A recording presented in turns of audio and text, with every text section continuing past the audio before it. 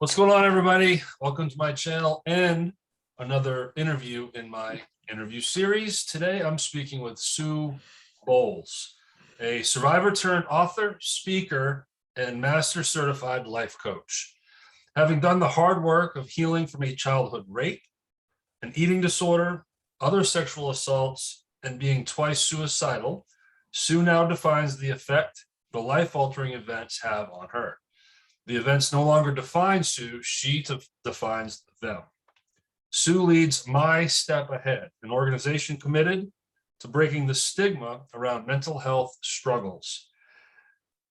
You only have to be a step ahead to help the person behind you, is a statement, and that is the bedrock of the values Sue brings.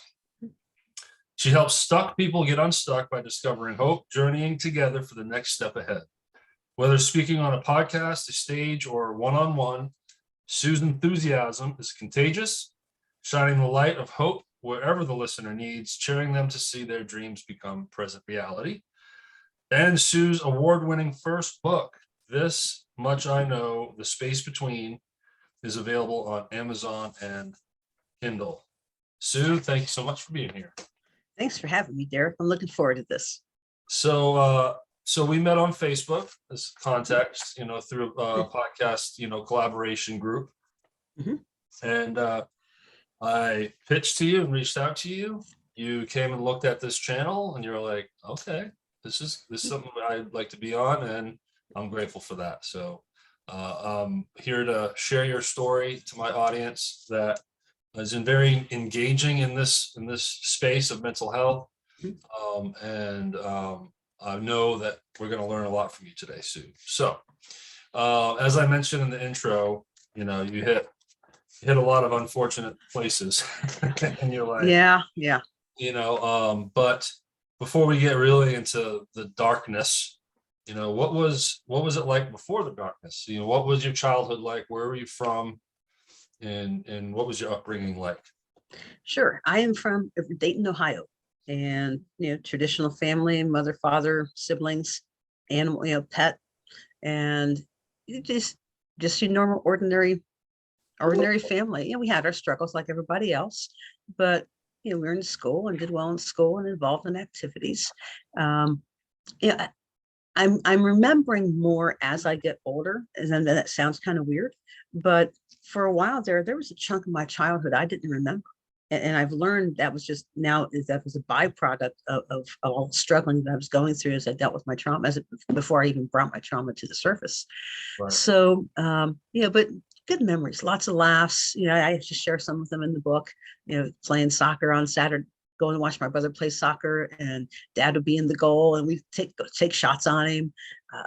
My dad's black walnut fudge, just all kinds of fun stuff. So family reunions, we hosted a lot of family reunions. So I went down to Cincinnati, where my mom and dad are both from, and family gatherings down there. So just normal, ordinary upbringing. Black walnut fudge. Yes. I want some. I will see if my dad can make another batch. I sent him some black walnuts a couple of years ago, and I actually sent him another bag, store-bought bag, this past year, just so he can make it again. But he didn't give me any, so I have to talk to him about that. My mom and grandmom, I think my mom started doing it too. My mother will be watching this, so sorry I forgot that. But they used to make some. Hi, Derrick's mom. Yes, welcome to say hi to Sue for me. They used to make awesome peanut butter fudge. Ooh. It was really good. That sounds good. So how, you have this childhood, and you really sparked my interest when you said that there's parts you don't remember, because that's a typical byproduct of trauma, right? Right. And at a young age, you don't realize it then, and some of these memories can only pop up years later, right? Mm-hmm. So what was, looking back in retrospect, what do you think was what caused that kind of drop in memory? As I've learned more about myself, as I've done the hard work of healing, it's all related to that trauma, because trauma rewires your brain, scientifically proven. So here I was at a very young formative age 7, where I had my first trauma happen, So my brain was just starting to develop. They call it the age of reason. And it was just starting to grow and develop, and it was automatically rewired. So I think because I was in PTSD mode of fight or flight, you learn to shut down things because all you want to do, and you don't realize you're doing it at the time, but all you want to do is protect yourself and survive. So I was in survival mode. I grew up in survival mode. And I think that fed into not remembering a lot of things until, again, I'm on the other side of it now, so that I can start to remember and cherish those memories more, and enjoy them even more. So we've talked in pre-interview, and Mhm. I know that, hey, you've written a book. Your entire life is out there, and we're going to cover it. So I'm not shy to ask you anything about this stuff, but I will say, this might be sensitive to some people, and we're not trying to trigger anyone, but we are talking about Sue's life, and that's what's important, because we don't want to deal with any stigma either, right? We're trying to, Right. well, it's okay to talk about these things. So with that said, Mhm. can you explain a little more what that first trauma was for you? Sure. And to be a little more specific for your listeners, I do want to give a trigger warning, in addition to the one that Derrick just gave. What I'm about to share has to do with sexual assault, has to do with eating disorders, has to do with being suicidal and depression. If anything of that in that circle is a potential trigger for you, please exercise self-care. If that means you need to shut off this show, Yep. have a self-care plan and come back to it later, it will be waiting for you. I never want my story to do harm to anybody else. I share it to help, not hurt. I love that So, message. so having said that, the event that Derrick is asking me about happened in first grade. I was coming home from school. Everybody walked to school those days. It was safe. There was never a thought about it. Everybody in the neighborhood walked home from school. And a classmate enticed me into the woods on the school property, on the edge of the school property, and proceeded to hold me against my will for 45 minutes. And he raped me more than once. As if that wasn't bad enough, because I didn't know what happened and I didn't have the words, and because it wasn't on the radar, no one knew to ask. So no one did anything wrong that day except Bobby, the boy who raped me. But because of that, my emotions got frozen in time because I didn't know how to tell anybody. I didn't know what happened, first of all. So it became a 15-year secret. Think of your age 7 and you're almost 22 when you finally tell somebody. That's a 15-year secret. You've That's a got all your, that's a long that's time to hold that weight. that's Man, a decade and a half. And then you go through your tumultuous preteen and teenage years on top of all that, and 3.5 years of college. So there was a whole bunch of dirt on top of everything else. And by the time it finally was able to dig its way to the surface, there was a lot it had to dig through. So that was the trauma. That led to other things because, and I say that because, again, that foundation I had at age 7 suddenly became shifting sand. It wasn't solid because of what happened, and my brain just rewired itself and had to find a new way to process things, unhealthy ways, inaccurate ways, but survival ways. So that entire shaky foundation, I then built my life on.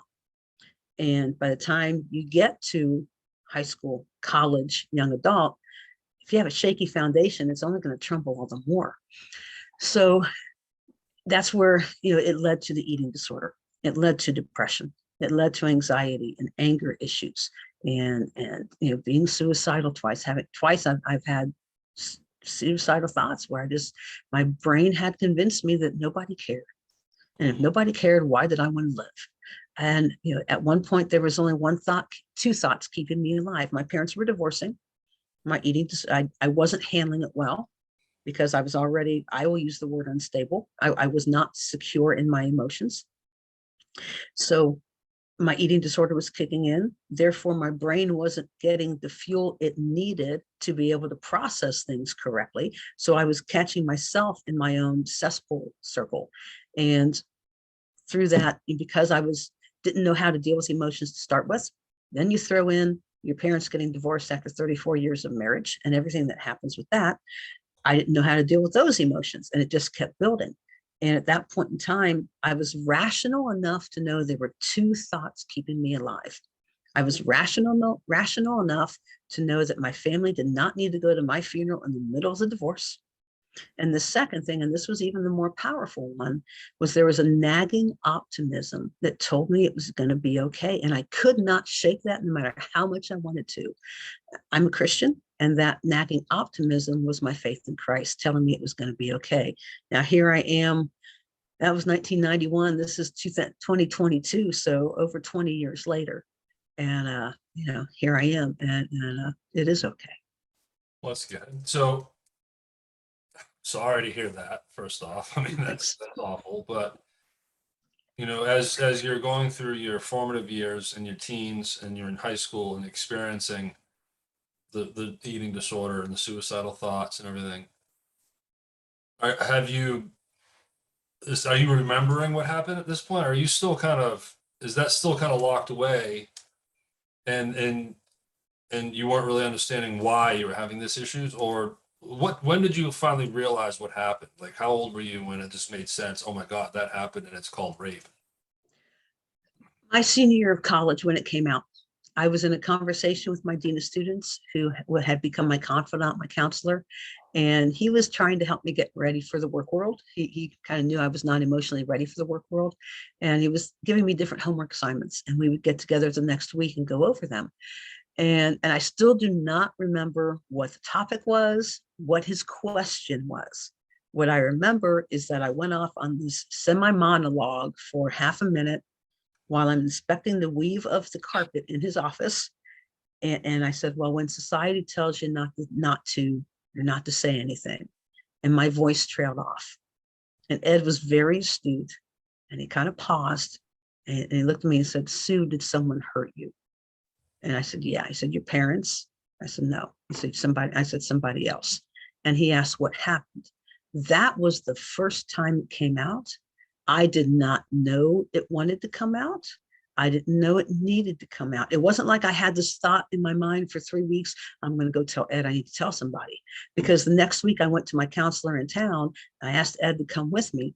And even then I was shadow boxing, where the counselor looked at Ed and said, what do you think? And Ed said, I think she needs to quit shadow boxing and tell you what she told me.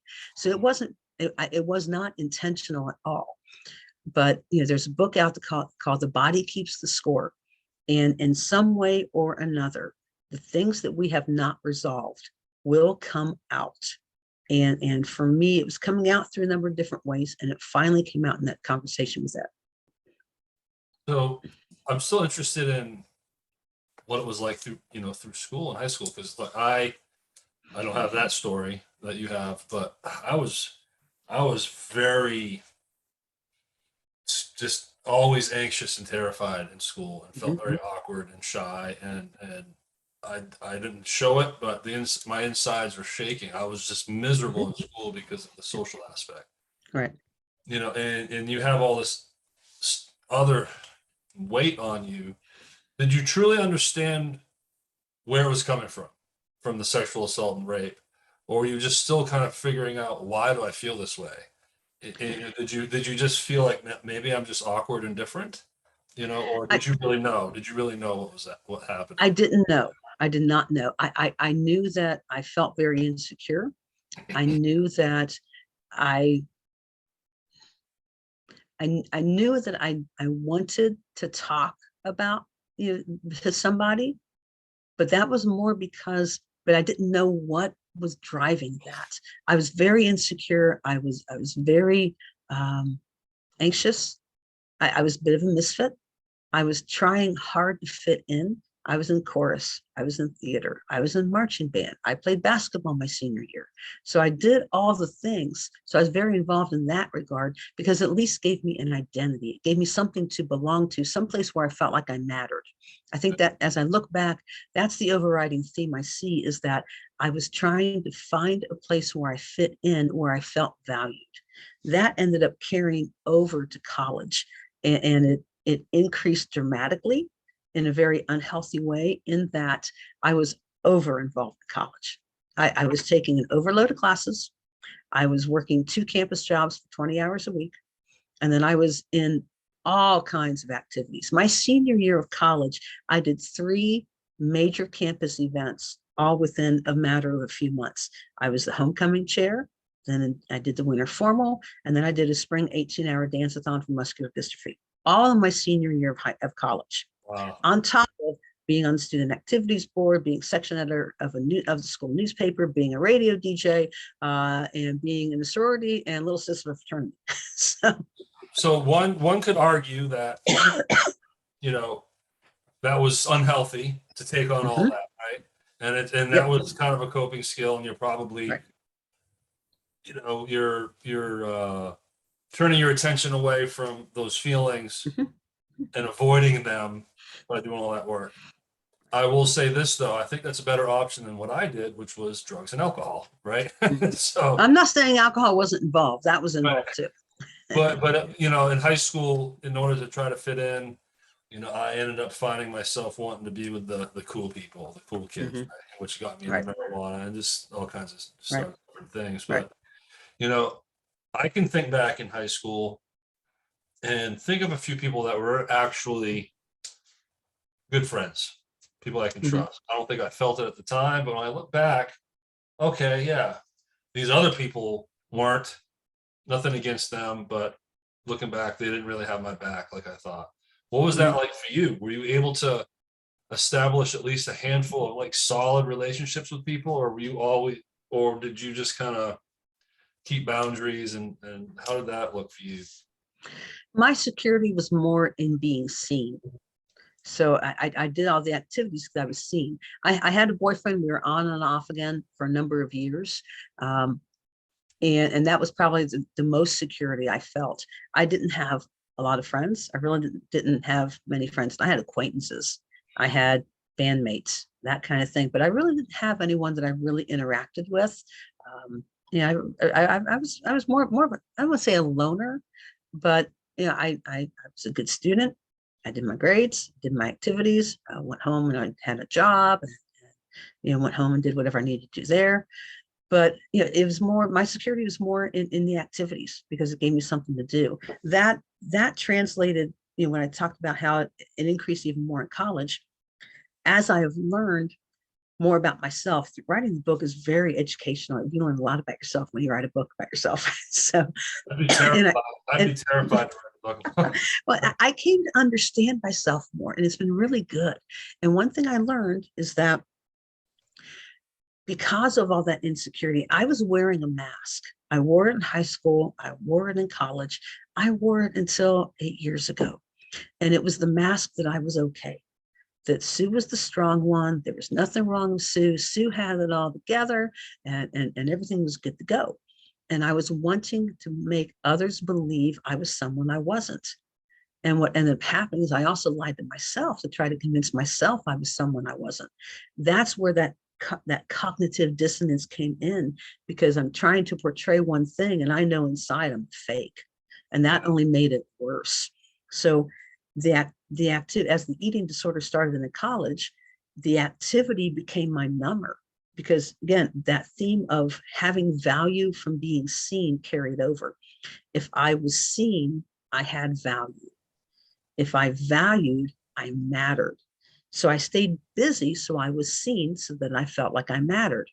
But what ended up happening in all actuality was activity became the number, because if I stayed busy, I didn't have to think. Yeah. And if I didn't have to think, I didn't have to feel. And if I didn't have to feel, I didn't have to deal with my stuff. And my stuff petrified I mean, we all know alcoholic. We know that term. me. And then we joke about workaholic. It almost can be like a badge of honor. Mhm. I'm a Right. workaholic, and I can relate to that. Hmm. But it's a drug. It's a disease. Right. Being a workaholic can be detrimental Hmm. because of how you what you use that as. Right. Um, Again, not to, I don't want to keep disclaimering everything, but let's talk about your eating disorder and hopes, we don't want to offend anyone, but what was that like? And was it all through high school and college? Was it just a little blip in your time, or what did that look like for you as far as disorder is I concerned? think the eating disorder started in high school, but it really ramped up in college. And what happened was that, again, my foundation was shaky from age 7. So then as my discomfort around people grew, because even in college, I had acquaintances, I had associations, but I didn't really eat with people a whole lot. So by now, the paranoia kind of started setting in. And what I would, what ended up happening was that I may have enjoyed another serving of food, but my brain interpreted it that if I went up to the cafeteria line to get more food, everybody would be watching. And that would mean that Sue was found out because Sue had a need. And Sue had painted this mask that Sue had no needs because Sue had it all together. So that's what all that whole mask thing came in. Now, the need I had was how your body works. Food is fuel. But Mhm. I warped it out to be something of an issue. So instead, I learned to curb my hunger. I would dump my tray, I would get out of Dodge, and I would start snacking in my room to curb my hunger because suddenly hunger equated to being uncomfortable. And Wow. uncomfortable meant I had to get out of there.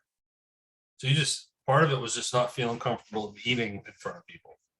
Not only eating, but just uncomfortable as a person. Wow. Because again, because I was afraid to be found out. I was afraid, it ended up being, I was afraid to be like everybody else. But I was afraid to be found out because, again, my brain was not processing things correctly to start with. And then I'm depriving it of the nutrients it needs to function at its optimum. So it's not interpreting things even worse. And that's how the whole eating disorder thing started. My eating disorder is called OSFED. It's other specified feeding and eating disorder. What that means is a catch-all diagnosis. What it means is that I don't meet all the diagnostic criteria for any of the other eating disorders that show up in the DSM. Some call it atypical anorexia. What it means is that I have disordered eating. I do not have a healthy relationship with food, but I don't, like in the case of anorexia, I don't have the weight loss. Or in bulimia, I'm not purging. Or in binge eating, I'm not binging or anything like that. So I don't have all those criterion to check off the boxes, but I still have an issue. Because that was going to be my next question or next statement was like, from what you're telling me, first thought is, oh, anorexia. Because Right. if you're not eating, then you're not feeding yourself nutrition. You end up losing Nope. weight and becoming anorexic. That's not the case for you. Nope. It's just this mental relationship, and I would guess some of that's kind of fear of shame. Is that part of that paranoia, where people are going to shame you for eating, even though in your head you say you don't want to be discovered, which I find very Mhm. interesting because that to Right. me is paranoia. Right. Like you think everyone's watching you when Mhm. in reality they're not. Right. Right. So am I close to that? Is it also a shame aspect to it? I think there's always some aspect of shame because again, I didn't want to deal with my stuff. I didn't want to be found out. I didn't want to be found that I was struggling. And I think people kind of knew that there was stuff going on, but again, the portrayal that I had convinced myself that I personified was that Sue can handle anything, and that's what I liked. Sue's the strong one. Now, with that as well, that carried over to my family, where I put pressure on myself because I felt like I had can painted the picture again that Sue was strong and didn't have any issues, so everything was good. So it just perpetuated itself in one cesspool is all the only way I can phrase it. There is no look to an eating disorder. If I did not tell you I had an eating disorder, you probably will not think it because I don't look like I do. True. But Yeah. here's the thing. There are people struggling with an eating disorder that you don't know about. Men and women, boys and girls. There are a number of different eating disorders that Yeah. people aren't aware of. That anything that is revolved around restriction, is, it can be pre-eating disorder behavior. A diet, eating disorders, first of all, are not diets gone bad. They have nothing to do with you know, image or anything like that. It has to do with it. Ultimately, they have to do with some kind of underlying issue that has to do with some kind of something unresolved. For me, it was my trauma.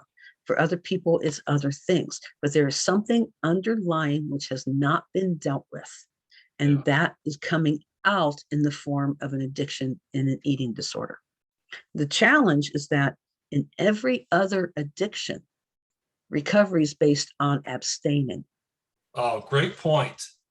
In an Yes. eating You need to disorder, eat. You need to eat. yes, in an eating disorder, recovery is based on learning to eat correctly and in balance and in a steady fashion.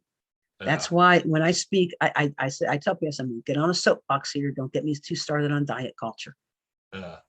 You know, some of the diets that are, you know, hey, you know, cut out carbs or cut out fat or cut out whatever are not helpful. Now, I'm not saying that other people don't benefit. They see results. Yeah. But I'm saying that carbs are the only thing that give your brain energy. Fats are the only thing that help your body have the sensation of being full and protect your vital organs. And proteins are the only thing that rebuild your strength and your muscle mass. So why on God's green earth, if your body is designed to need each of those in balance, would you then try to throw off that balance? A balanced meal plan, moderation is key, yes. Balanced meal plan followed consistently is the key to health. If you had told me that every person has what they call a set weight, where your body, because of its DNA and its genetics, knows what your body weight needs to be to fully and correctly and in a balanced way support your body, your joints, your organs, everything else, so that your body will do what you want it to do. I did not anticipate my set weight to be what it was. I had to come to grips with that. I don't think about it now. The one thing I will not discuss whenever I talk are weight ranges. I won't talk calories. I won't talk weights. Anything with numbers is triggering for other people, and that is just off limits. But what I can say within that is that all of us, our body and our genetics knows what our body needs so that our body will serve us the way we want it to serve us. And if we are not treating our body correctly and giving it the proper balanced nutrition that it needs, it will not serve us in its entirety. You make a great point. And a parallel, I'm an alcoholic. My audience knows this. I've spoken in depth on it. And almost 8 years sober. Congratulations. Thank you. But if you would have told me in May 19, 2014, when I went to rehab, and rehab was like, all right, well, you don't need to quit drinking, but you need to maybe eliminate these 5 things and just try to moderate. You know, like you still need the beer, still need the alcohol. Well, maybe like, let's just get rid of liquor. Just drink beer, you know, like, and people, some people do that with success, you know, because they can have enjoy beer, but man, when they drink some whiskey, they turn into a monster. So there's still risk there. You can't quit eating. So man, and I can see why that's so different, you know. And I don't know if I have a disorder, but I can tell you I eat emotionally and mentally, and I've put on a lot of weight in the last few years, and I have an addiction to, food. I'll eat for pleasure a little too much sometimes. So I got to put that into check. But I've made sure I don't own a scale. My daughter is like, I want a scale. I'm like, no, there's not going to be a scale. Good. When I go to the doctors, I look up at the ceiling when they weigh me. I don't want to see that number. I don't. But here's the thing. I recently became aware of this on the Today show here in the States. There was a woman, I believe her name was Ginny Jones, I believe it was. Find it again. Ginny Jones created a set of cards that you can take to the doctor and have at the doctor's office. And it says, please do not weigh me unless it's absolutely medically necessary. And they can put it in your chart. And because weight and numbers are such a trigger. Yeah. I used to have 2 scales in the house. And my diet, and because when my disorder was really active, I was hyper attentive to things. And one of early on, my dietitian's homework was bring in your scales next week. And it was really hard to do. Yeah. And I walked in and I gave them to her. I said, I almost didn't. She's like, and I would have sent you right back home because we weren't going to have any other discussion until I had these. And I got to the point where I was like, you can throw those out. I don't want Yeah. them. And because they are a trap. They are a trap. I before my weight gain, I went the other direction and was heavy into kickboxing, not for competition. I always feel like I have to clarify that. I wasn't not trying, MMA. right, but it's just a class where you just, they yell at you for 45 minutes and you're hitting the bag and doing burpees, fitness Yeah. stuff. And my obsessiveness went too far with that. And then I wasn't fueling my body right. I felt like, well, I'm not supposed to eat carbs, but I'm going to go burn 1,000 calories. Probably should have had some carbs before that. So, but what ended up happening was I lost too much weight. I'm 6'2". I got down to 185. And when I look back at old pictures, it was ridiculous. It was I was just boned, like my face was sunken in. And I weighed myself incessantly every day. Like I just obsessed over that damn scale.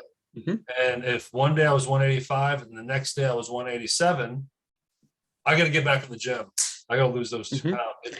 There you go. And then my body can't handle anymore. It's my joints are tore up. I quit doing it. And then 60 pounds later, here I am. So it's a cycle. And here's the thing. Your reaction to, first of all, everyone's weight fluctuates.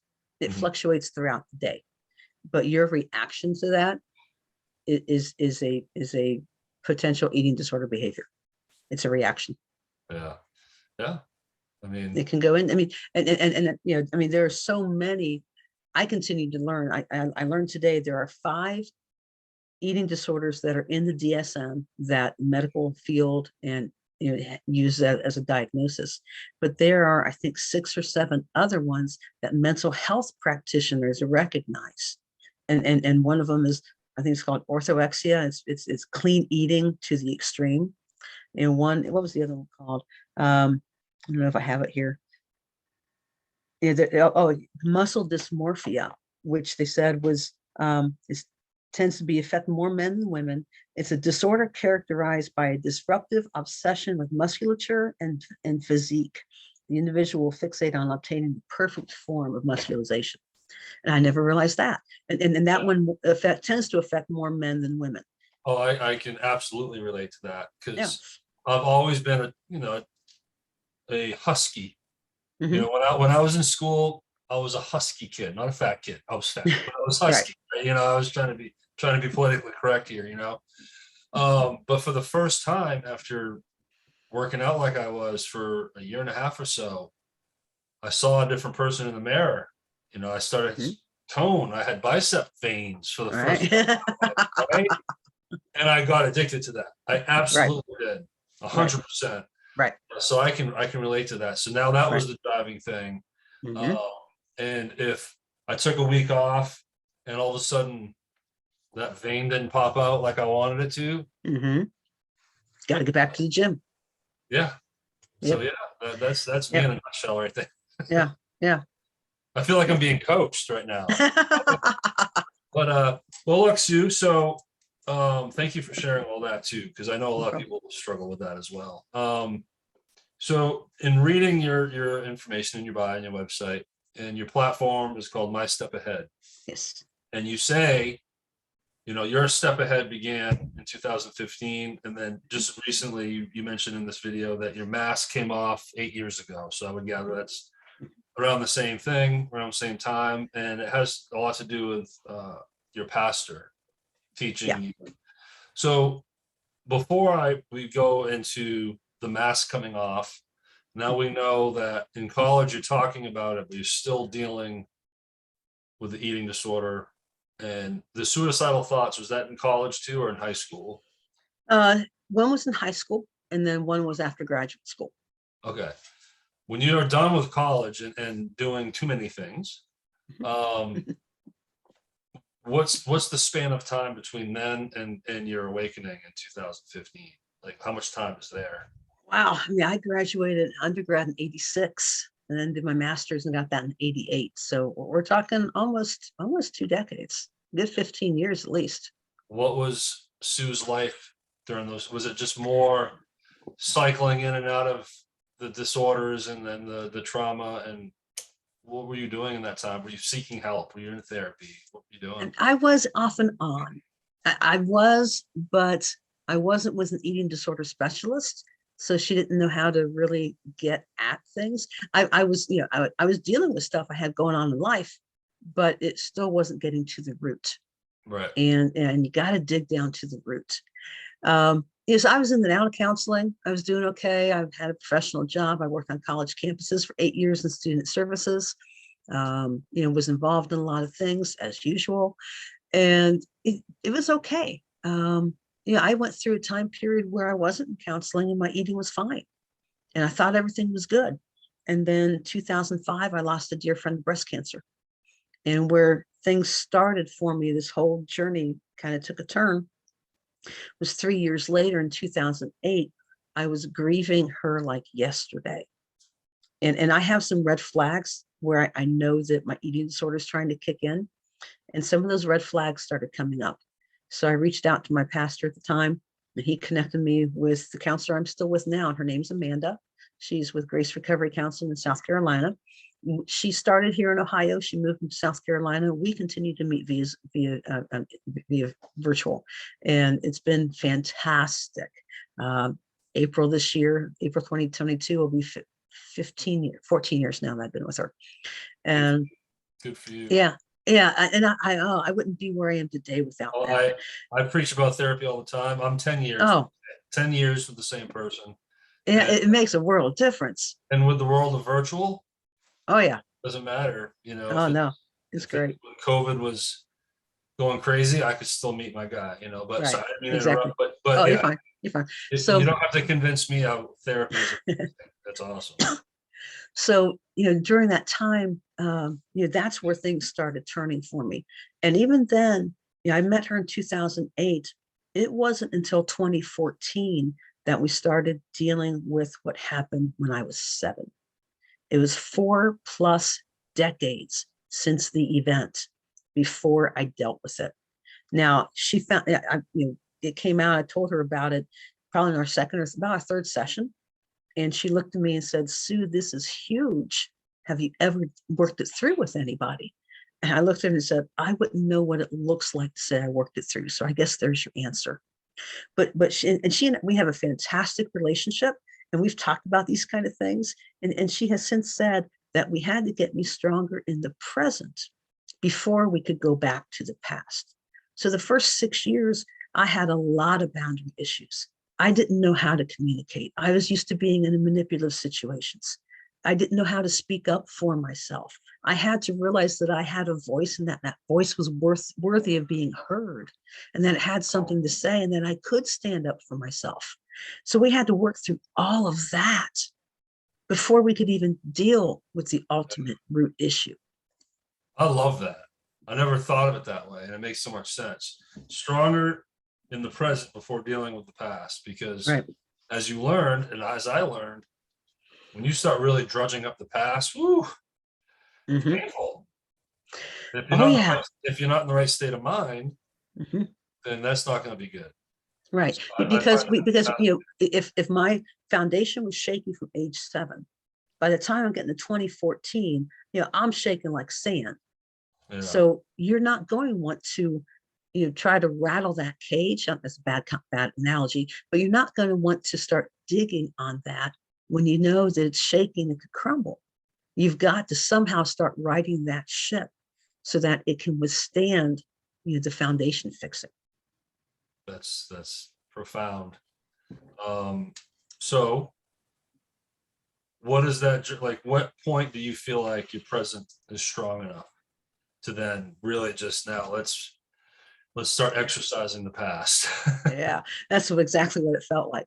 2014. And Okay, what so happened, yeah, so what happened was in 2012, my brother was in a drunk driving accident. So 2013, he was sentenced to serve 18 months in prison.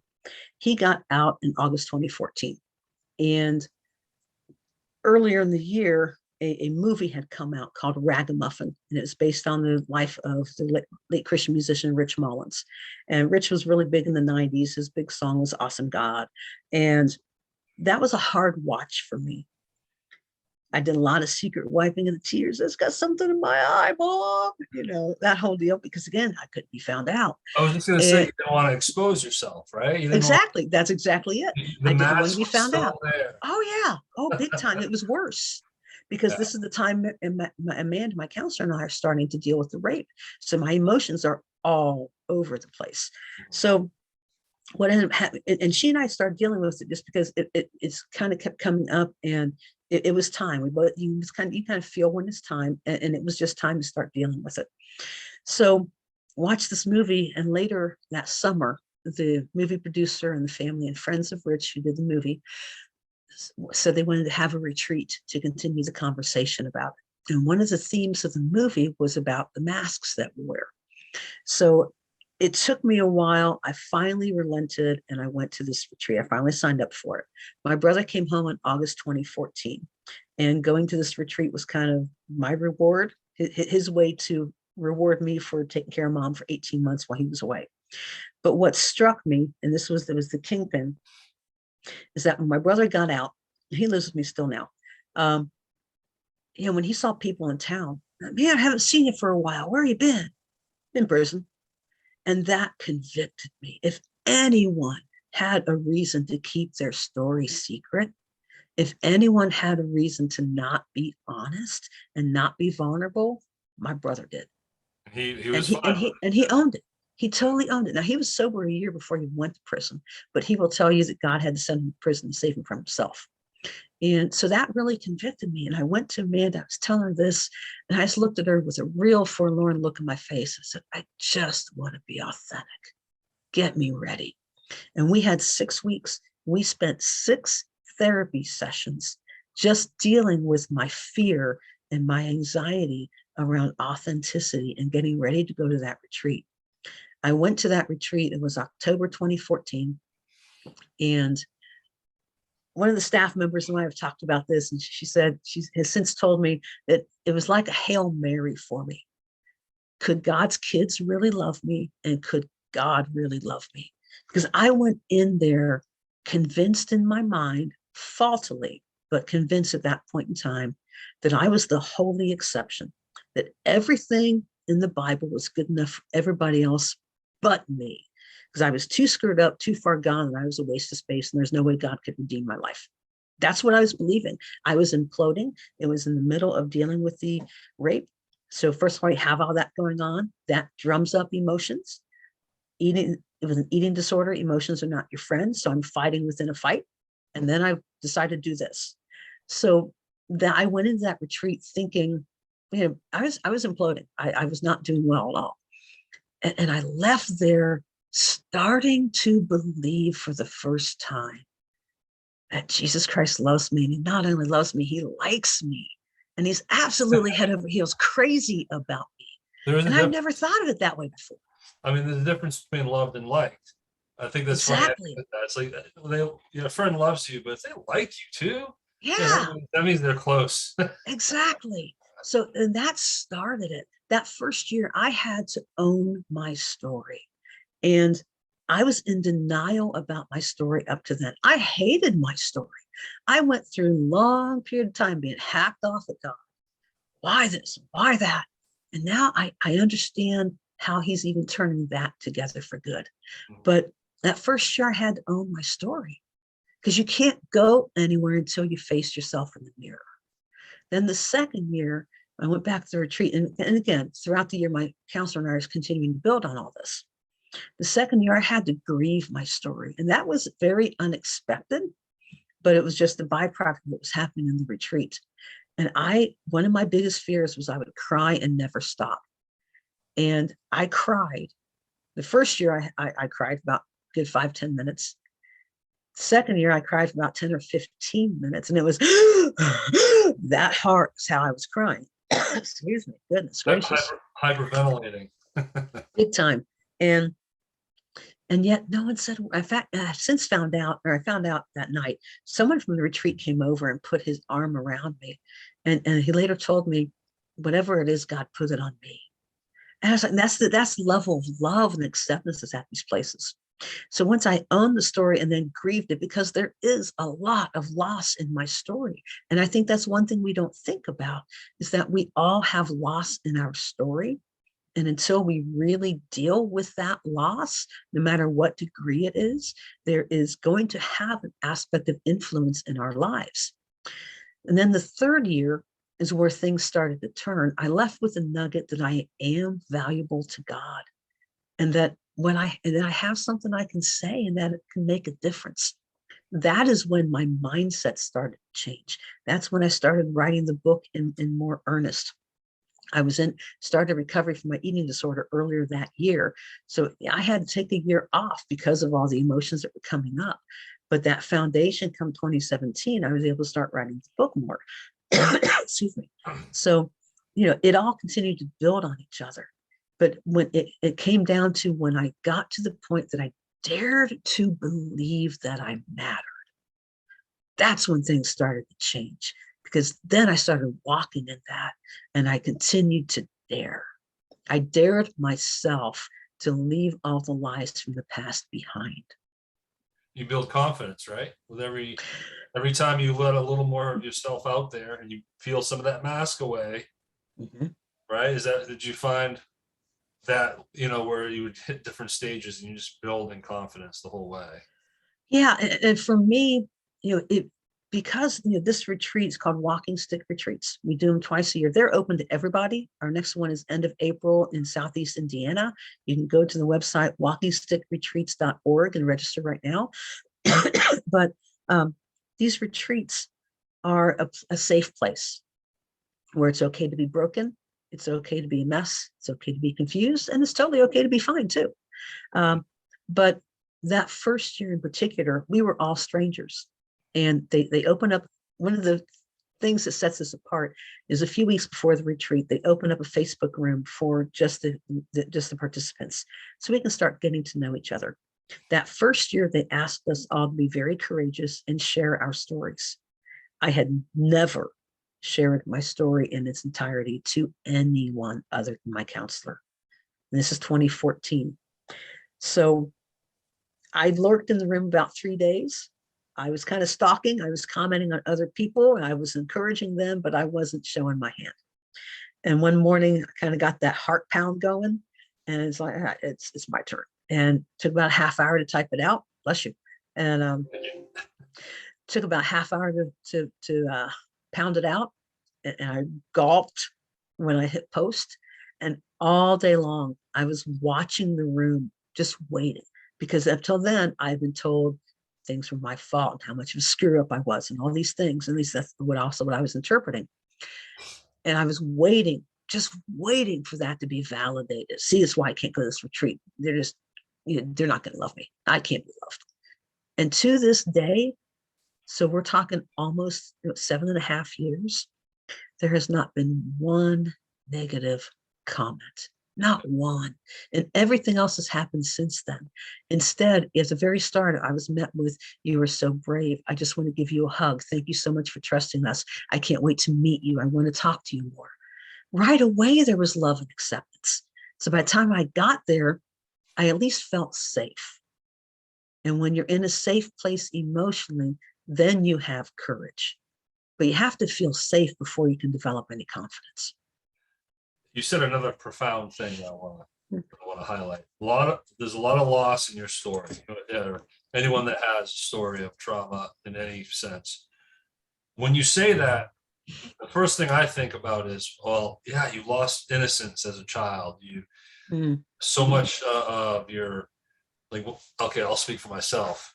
I lost the ability to have a great relationship. I lost, I feel like I lost in my childhood where I couldn't have had as much, I didn't have as much fun as I should have because I was dealing with certain things. Is that where you're Mhm. coming with when you say there's loss in someone's story? Is that part of it where you lost part of your life while living? Does that make sense? Yeah, I lost a lot. I mean, yeah, I lost innocence. I lost the ability to know how to have fun. I lost the life skill of self-acceptance. I lost the um, I lost learning how to communicate.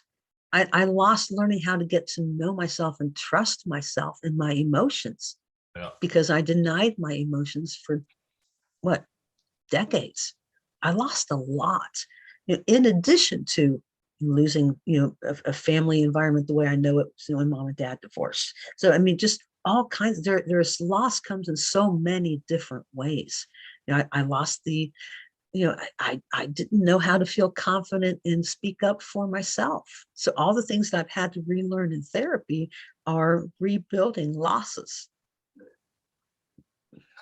You hit it all right there, and to go back to the other thing you said, how you got to be stronger in the present to deal with Mhm. the past. Well, Right. Sue, let's look at the present and what you are doing now and what you've been building since you had your spiritual awakening, right? And Mhm. that's in your website. You have the term "my step ahead."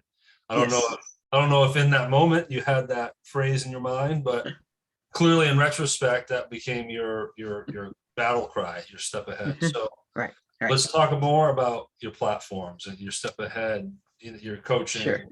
and but also I mean we want to promote you 100%, but like what this journey has been for you now that you have just turned it around and now you're helping other people. Mhm. What has this done for your Wow. It has, the life? last 7 years have been just crazy. And actually, the speaking and the podcasting has really taken off just in the last 2 to 3 years. And there's two things. Let me explain my step ahead real quick to your listeners. Yes. It comes from two things. When I talked about my parents were divorcing, and that was the second time I was suicidal. I worked at a sports camp in Missouri for 5 years called Kanakuk. And I went to a ski trip went on a ski trip with them in between 1990 and 1991. A dear friend of mine who was a Christian musician named Billy Sprague was there. We had lost contact for a few years. His fiance had been killed in a car wreck on her way to surprise him at a concert. And he found out right before he went on the stage. So he was neck deep in grief. When we reconnected, he was healing. I was just being broken. And I looked at him and said, Billy, I need to learn something you've gone through. I said, how do you go on living when all you want to do is die? And we talked for probably close to an hour and a half. And on the way down to the slopes, what he told me he talked about how in the airports, he had a friend who would challenge him to watch his steps. And he would watch his steps in the airport and each time tell himself, one step closer. I can do this. I just took another step. I'm one step closer. And he literally did that. And he had me do that when we walked down to the slopes that day. And my first thought was, it's a long journey and I'm not going to make it. That was 1991. Now it's 2022. Yeah. I'm making it. The second half of my step ahead came, you mentioned it earlier about my pastor. He was doing a teaching on a Sunday morning about growth. And his question was, what does it take to help somebody else? What do you have to do? Where do you have to be in order to help somebody else? And the answer is you only have to be a step ahead. And that's where it really clicked for me. So the whole concept is that while I am reaching out for help on my journey, I can still reach behind me and help the person who's a step or two behind me. Maybe they're just starting their journey. Maybe they're dealing with something I've already gone through. So as I reach back to help and reach out to get help, we form a human chain of support. Mhm. So I think a lot of times, anyone who has issues in their life and struggles and stories, I think we tend to think I have to have it all together before I can be of use anywhere. I have to have it all figured out. I have to get my act together before God will love me. All those things. And again, the holy exception. And the whole drive behind this is that you only have to be a step ahead to help the person behind you. Everybody can help somebody now with whatever experience you have. Coming up on a year ago, a coworker tragically lost her dad. And myself and another coworker went out to the home that next day. It was on Easter, so we went out the day after Easter. And there, we had just lost my mom 6 months prior, and I was my mom's caregiver for 8 years. She lived with me. And there was concern expressed, is this too much for you? You know, you're still pretty raw, and understandably so. Are you okay? And I said, I guess we're going to find out, aren't we? And we went out, and while there were tears, yes, by the end of the visit, the person who had just lost her dad was smiling, thanking me, and asking me questions because they were going to the funeral home that afternoon, the next day. What will the funeral home do? What about this? What about that? The arrangements. I had only walked that journey 6 months prior, but I was a step ahead of her. Yeah. And I was able to help her simply alleviate some of the questions and the anxiety, and give her a couple things to think about and to write down and be prepared for when she went there. I since found out she told others that that made a huge difference for her. Yeah. You only have to be a step ahead to help the person behind you. Love it. You know, if you think of sponsors in AA, Mm-hmm. you know, your sponsor has a sponsor, and that sponsor has a Yep. sponsor. It's that Yep. chain, you know. And I Mm-hmm. would gather in that moment, obviously it's stuck in your mind of being sort of a pivotal, like, oh wow, realization of you only needing one step ahead. I'm sure in that moment Right. that was kind of therapeutic for you too. I know you're not doing It it for was. selfish reasons. You're truly trying to help your friend, Mm-hmm. but you're showing strength, you know, and that must help you, right? Yeah, when I got in the car, I looked at my coworker, and I just kind of started smiling. She's the one. I said, I just lived my step ahead. I just lived what I preach. And there's Yeah, nothing more powerful and rewarding than having that opportunity. it's awesome. So I want to read a quote of yours, and then we can move to, as we call to action. All right. All right. I found this on your Instagram page. So it says, I started healing and realizing that I'm valuable and that I have something to say that's worthy of being said. Mm-hmm. I started realizing that I had value just because of who I am, not for what I did. Then I realized that I can start sharing my story because I have a story that may help somebody else. Yep. And that's what I hope we did today. You know, I I hope hope we so. helped other people. You know, when I saw that on your Instagram, I'm like, I'm gonna bring that into here. You know, but so where can people find you? How to engage with you? The whole thing. What's your net? Sure. Sure. So I am now a master certified life coach. And what that means is I get to walk with other people on their journey as they work to have something better for themselves. You know, my clients are ones who want something better, and they're not going to quit until they get it. And that might be, maybe there's a relationship. Maybe it's financial goals. I'm working with someone right now that's looking into doing a new career. Maybe it's, just how do I communicate? How do I do time management? Any kind of life skill stuff like that are things that I get to walk with my clients through. I worked with a mother-daughter team a year ago who had a big fallout with COVID, and just learned, about communication. Someone else wanted to, I'm working with a few people now who are changing jobs, and helping them through that. So it's very enjoyable and rewarding to help people take their next step. That's what I get to do. That's why it's called My Step Ahead. The business name is My Step Ahead. So you can go to SueBowles.com. I have certain times throughout the year where I open up slots because I have an opportunity to take on a few more clients. I am in that window right now. So I'd be happy to have a 15-minute consultation. They can sign up on that through my website. Again, SueBowles.com. I'm sure Derrick will have it in the show notes. Send me the message to that form. I'll be in touch. We can talk, find out what it is you're trying to get better at and how I can best help you. The link to the book is on there. I'm on Facebook and Instagram as My Step Ahead. And then there's also Sue Bowles Coaching on Facebook. And then Twitter, and a little bit everywhere. The other website, this one's still being developed, is called mystepahead.com. That is geared to be more of a resource and an encouragement website. Again, it is getting revamped. There's not a lot of it on there yet. There are some blog posts and some things on there. But again, if someone is interested in having me on as a speaker, be it through a podcast, maybe you're doing a seminar somewhere, maybe you're having an event and you have a conference, you need a keynote speaker or a workshop leader, you can reach me through mystepahead.com or the other website, and I'd be happy to get in touch with you so we can get that process started. You are correct. I will have all this information in the show notes.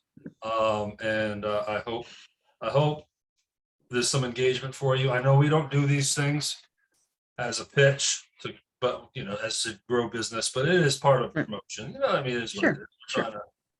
But really, I think we hit a home run sharing your story. Thanks. And I hope that I'm positive people learn something from this, and then hopefully feels a little better or realizes they need to reach out and get some help and address something. And that Derrick is my main point. One, I don't know we ever gave the full name of the book. I actually have it right here. It's called This Much I Know, The Space Between. And it's on Amazon and Kindle. And again, my websites have links to it as well. But that's the ultimate point, is that the first step on your journey is the hardest and the bravest, and is to pick up the phone. Pick up the phone, send a text, make a phone call, send an email, whatever you need to do to reach out for help. Because just as in AA recovery or NA recovery, self-sponsorship gets you in trouble. You cannot recover from whatever it is you're working on alone. If you could, you wouldn't be struggling with it. Yeah. You would have had it figured out already. So my challenge to people when I speak is dare to believe that you matter, and that you matter enough to have someone else come alongside you, help you, encourage you, help you struggle, help you learn things, or maybe relearn things, because you are worth it and the world needs you. Well, you certainly matter, Sue, and clearly the world needs you as well. I'm coming from this better and smarter too, so I appreciate it. Well, I appreciate the time. Thanks, Derrick. Absolutely, Sue. So again, go to Sue Bowles, and is anyone that's just listening to this, it's BOWLES, SueBowles.com, and then that will take you to all these other platforms that you have. So very much. Thank you so much for being here, Sue. Thanks, Derrick.